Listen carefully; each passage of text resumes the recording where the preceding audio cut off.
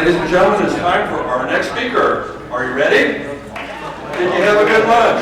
Did you have a good experience down at Daily Plaza? Are you enjoying the conference? You want to hear this man speak? You want me to shut up? Yes, you do. All right, ladies and gentlemen, our next speaker is a giant in the JF Conference Assassination community. He's a giant literally and figuratively. Tonight, Vince Palamara is going to be speaking on the Secret Service and JFK. Vince is the world authority on the Secret Service, has spoken to both medical personnel on duty in Dallas that day, as well as retired agents. He discovered that at least 3 Secret Service agents who crossed the line, past simple laziness or incompetence, and either cooperated with a conspiracy or allowed it to happen. Ladies and gentlemen, please give a warm welcome to Vincent Palamara.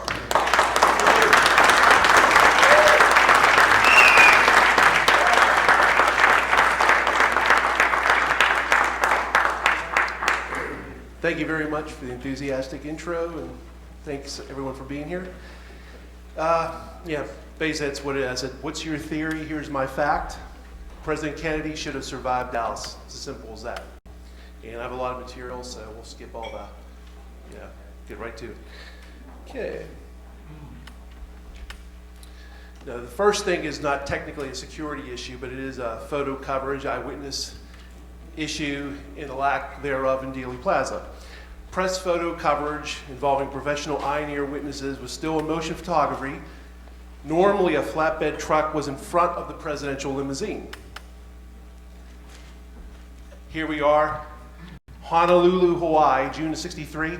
2 flatbed trucks, notice the arrows, in front of the presidential limousine. You wouldn't have had to rely on amateurs like Abraham Zapruder, Orville Nix, everybody else. And obviously, professional eye and ear witnesses. There you go. So that's just Hawaii. Here we are in Berlin. Again, you have agents on the rear of the limousine. We'll get to that issue in a moment. But there it is, flatbed truck. And we'll get to the $64 million question why they weren't there in Dallas. Here is a live television feed in Rome, Italy in early July of '63. Yep, that gentleman right there is filming. And in front of him is the press photographers, still in motion photographers, filming the motorcade. There's also agents on the back of the limousine there as well. Gerald, Blaine, and David Grant. Here is one of my, I could have been up here all day. I think I gotta weed this down as far as documents go. This is from Mexico. Photographers poll talking about how they'd be in front of the limousine. This was standard before Dallas. This was standard since the FDR days. FDR, Truman, Eisenhower, and Kennedy. Before 1963, before November 22nd to be exact. They were there all the time. Okay. And here again, not only just the press photographers in front of the limousine, you had the press van very close by, press bus, very close behind. And besides, we'll get to this issue in a moment about the agents being on the rear of the car. There's Gerald Blaine of the Kennedy detail fame there. And there you go. And it makes you think, wow, if they would have been there in Dallas. But hold that thought for a moment. And again, I could have been up here. Very similar looking documents of many trips, especially in DC. There's the show, the pull trucks, which are the 2 flatbed trucks. Number 1's the presidential limousine. There's the wire service cars. These were all from the JFK library. And I can't stress enough, as I do with my President Kennedy in life photographs, a lot of these documents and photographs have only become available in the last 5 to 10 years. Really, actually last 7 and on. They weren't available for many, many years. So definitely something to ponder as far as thank God for the internet and the digital age. A lot of stuff's come out. Here we are, 4 days before Dallas, Tampa. It's Chuck Zboril and Don Lawton walking with a limousine. And you might say, hey, who took this photograph, Vince? Well, that was the White House photographer, Cecil Stoughton. Either him or Robert Knudsen were always in the fob car. And they were there up to, hey, the day before San Antonio. And hey, what's his view from? Oh, it's only from a police helicopter. Was filming the motorcade. Nothing to see here. See, by press coverage the day before, they were filming the motorcade from a police helicopter. This is San Antonio, Texas. Texas. And again, it's the day before the assassination. There is Cecil Stoughton taking his photograph. There's even a close-up view there. Yet in Dallas, in the interest of time, I'm not going to read this whole thing, Tom Dillard was forceful about this on C-SPAN in 1993, saying we lost our position at the airport. It was canceled at the last minute. Flatbed trucks. He was very forceful about this on C-SPAN. This is his sworn Warren Commission testimony. And normally a flatbed truck precedes the motorcade, and they weren't there. And it was a Secret Service that canceled the flatbed truck. So there you go. What need amateurs like Abraham Zapruder and everybody else. And this is an interesting news article to say in President Kennedy's administration, it was argued by some of the television cameras could not get a good view of the president in the parade. It was also noted the Secret Service men were not pleased to run the president as closely as they have been on other occasions.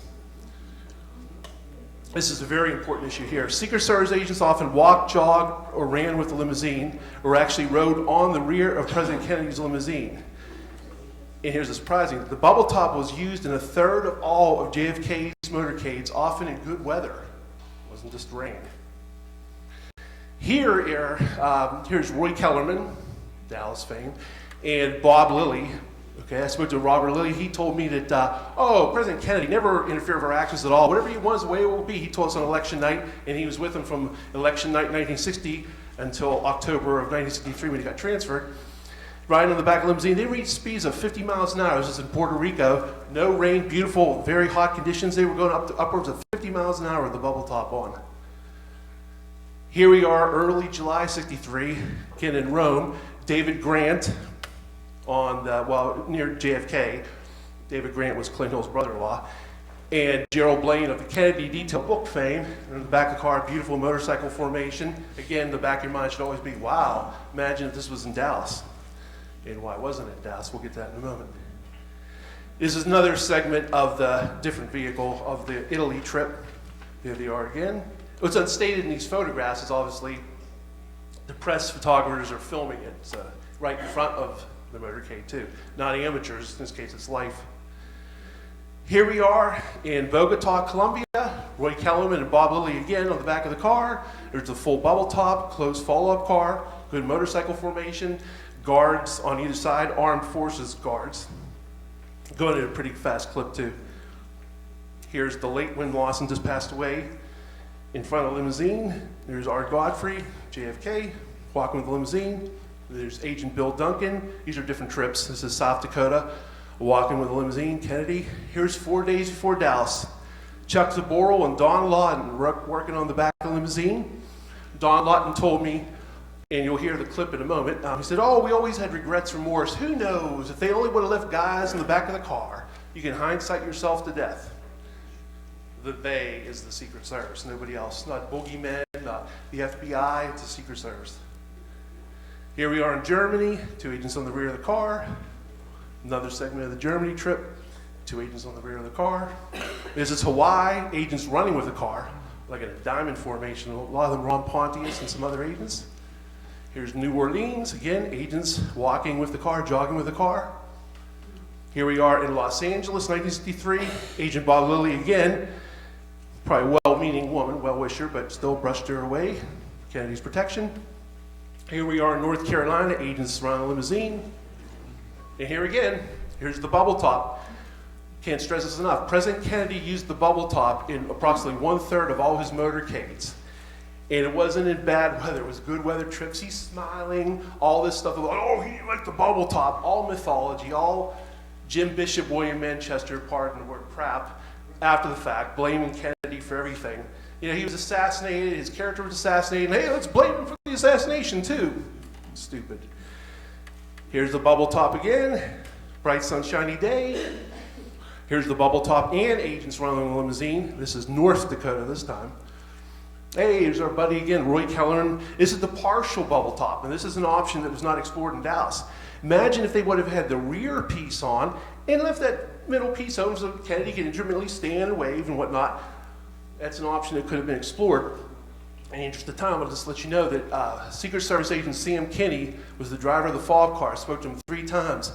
He was adamant to me that he, Sam, was solely responsible for the bubble top's removal. He said Kennedy had nothing to do with it. I said, what about Kenny O'Donnell? He's blamed like Kenny O'Donnell, nothing to do with it. I am the sole responsibility of that, and I've had to live with that at that time. He said for 30 years. I spoke to him in the early 90s 3 times.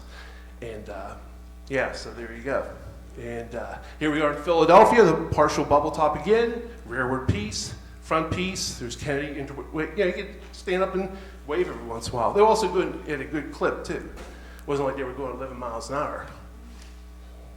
Here's the full bubble top again. You see the military aid in between the driver and the agent in charge. This was sent to me by a nice lady on Facebook. That's her dad guarding the bubble top limousine used in Duluth in September of 1963. This is a nighttime motorcade in West Virginia, September of 63, just a couple days later, West Virginia, and here's JFK in a bubble top, smiling. I thought he didn't like that bubble top. Didn't mind it, no rain, no nothing. It's Chicago. Oh, there's the bubble top again. Mayor Daley, hey, here's JFK smiling. I thought he didn't like the bubble top. There it is again, a military base in the South. I'm not exactly sure right off. I think it might be Tennessee, but in any event, there's the partial bubble top. There's the Washington, D.C. bubble top. 1 month before the assassination, there's the partial bubble top, front and rear piece, the windows rolled up slightly. Imagine if that would have been there in Dallas. Again, it's the Secret Service who's in control of all this. It's not the FBI. It's not boogeymen, it's not the mafia, the Secret Service is in control of this. And there's agents surrounding the car in the Orange Bowl, Miami. There's Agent Bert DeFries in the back of the car with the full bubble top in Ireland, of all places. There's Agent Walt Coughlin, naming these men because I spoke to them, in England with the bubble top. There's agents in the back car in Boston, I think somewhere around mid-October, 63. There's Mexico, Clint Hill in his jacket in the back of the car, full bubble top, running with a limousine. Scorching hot day, no rain. Oh, Kennedy didn't mind the bubble top again. Take Jim Bishop going to Manchester office of the War Report, a huge grain of salt. Don't believe that stuff about blaming Kennedy. He's not around to defend himself. Yet in Dallas, Kennedy is literally a sitting duck. Look at that. No motorcycles by the car, no agents, obviously no bubble top, no nothing. I mean, somebody in the crowd could have threw something at him. It's terrible, terrible. Okay, and here is, look at these arrows. First one, furthest on the left, is Don Lawton. The other agent is Hank Rybka. The other one's Jack Reddy. And there's a little confusion. Part of the confusion is by myself. For the longest time, I got the 2 agents confused. I thought it was Don Lawton, it was Henry Rybka. Oh no, it turned out it was both agents were actually there walking, jogging the limousine. It's only Don Lawton that shows up with the more famous video footage we'll get to in a second here. Here they are. This is on the left, Agent Rybka. In front of him is Don Lawton walking with a limousine. I discovered this in 1991. Obviously, I didn't film it, but discovered 1991 raw footage from WFAA, the ABC affiliate in Dallas. It was just raw footage, and also I'm watching the motorcade. I'm like, wait, what's going on? Why is he waving his hand 3 times, and the other agent's like pulling him away, it looked like. And here we go. Let's see here. Get this video going. Hold on 1 second.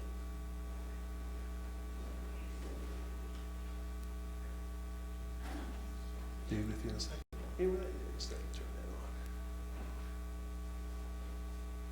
Number 3, in response to political staff, agents who usually surround the limousine were pulled away so people could see the president better.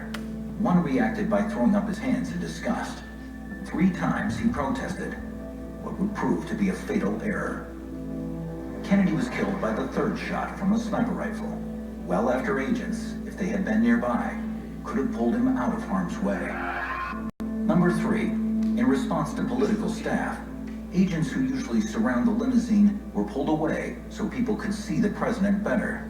One reacted by throwing up his hands in disgust. 3 times he protested, what would prove to be a fatal error.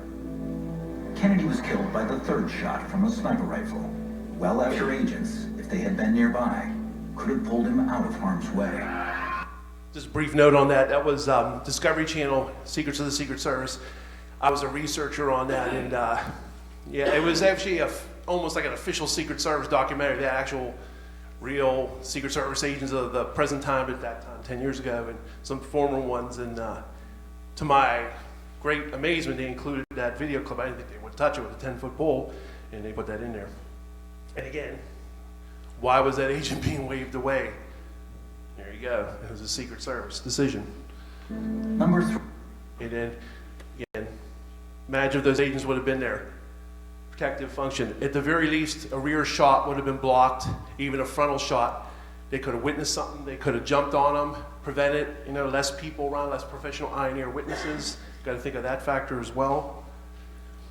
Here we are, September of 1960. Well, we'll get this now. JFK and LBJ, they rode in 2 official motorcades together. Dallas, the Texas trip, and also when he was a candidate. And there's the local armed forces next to him and whatnot. He didn't mind them back then. And here we are, he's shaking hands with Chief Curry. And even though Secret Service were not officially warranted with guarding the presidents at that time or presidential candidates, there is an agent right there from the local field office, and behind him on the other side are other agents in armed forces and police. And again, he didn't mind that when he was running for the presidency in 1960 in Dallas. Gets hit, 3 years later, another motorcade, LBJ, first time since then, and there's nothing. And in the interest of time, I'll just kind of go through this a little bit, but I spoke to these gentlemen starting in the early 1990s. It's before the internet really kicked in. There was computer bulletin boards, but basically I was just an amateur stranger on the phone calling these guys. They lived in all parts of the country. I was a little amateur me. I was only in my mid-20s at the time. Didn't have a book out, didn't have hardly anything. Nobody really knew who I was. And I was asking the same thing, and they kept on like they were reading cue cards. The number 1 agent of the White House detail, well, I'll get to him in a second. I'll get to James Riley. Chief, no president will tell the Secret Service what they can or cannot do. That's what he testified under oath to the Warren Commission. Okay? Actually, this, okay, now I'm on the right spot. Okay, President, this is basically debunking the whole idea about the president being the boss of the Secret Service, which isn't true. And there you go. And then his predecessor, Huey Ballman, said the same thing, that he could legally countermand a direct decision by the president.